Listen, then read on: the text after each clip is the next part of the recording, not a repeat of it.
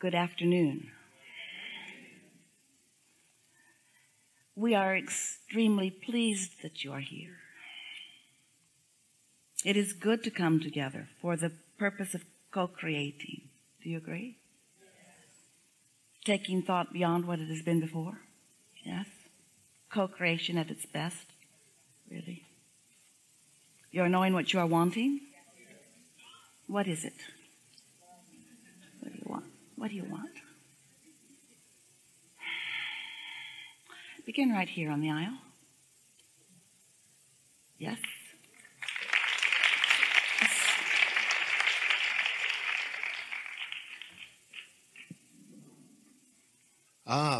This has been amazing, and you've answered so many great questions already.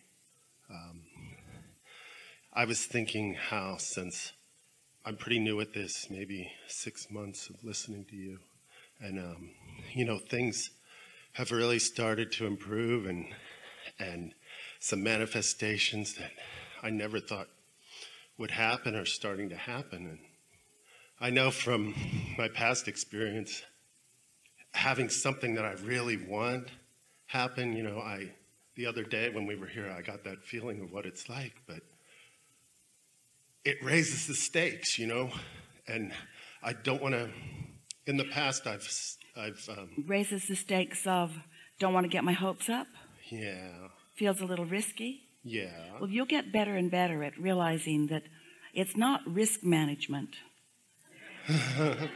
It's energy management. And when you're not quite in the flow of really managing your own energy, sometimes it feels a little risky. But it's a lovely thing when you want something enough, when there is enough momentum in your desire that a contradictory thought feels unpleasant. That's guidance. That's not risk. That's just guidance, letting you know, oh, this thought isn't helping. It's not risky at this point of your understanding. And at this point of your allowing the momentum of your desires, it's not risky. You can't prevent what you desire from happening. You can slow it down. You can make it less pleasant in some moments than is necessary. But there's no risk. Yeah, I already got the part about how you can't eat the whole cow today, or you can't dig up the seed. Well, you wouldn't want to eat all of your food today.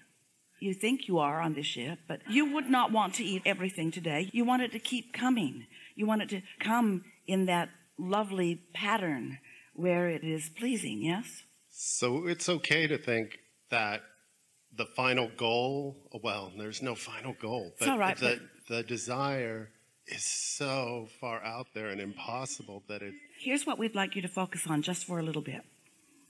When you have that feeling that you're uncomfortable because it feels bigger than you're ready to manage or ready to allow, if you'll say to yourself something like what you just said, well, I don't have to allow it all at once. I'm getting ready to be ready to be ready to be ready. And I'm feeling satisfied in what I'm ready for now. That really is the key. I'm feeling satisfaction now, on my way to more satisfaction, on my way to more, on my way to more.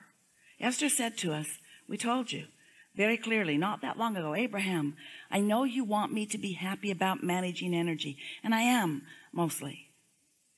But I got to tell you, I just really like these manifestations. When that ready to be ready to be ready to be ready to be ready reaches that place where it pops into something that is more.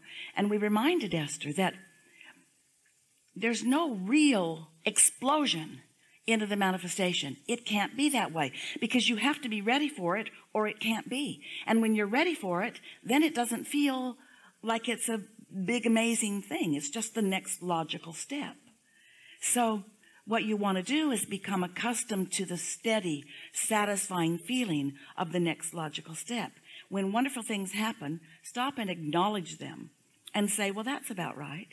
When you have an extra good facial exchange with someone you don't even know as you're walking through some place, And it just feels good, whether it's a beast in the forest or a dog on the end of someone's leash or the person holding the leash or whatever, human or beast. When you have that encounter that feels a little extra good, just acknowledge, well, that's about right. I'm ready to be ready, to be ready, to be ready. And the more you acknowledge those good feelings, then the more you're ready for an even gooder one, and an even gooder one, and an even gooder one, you see.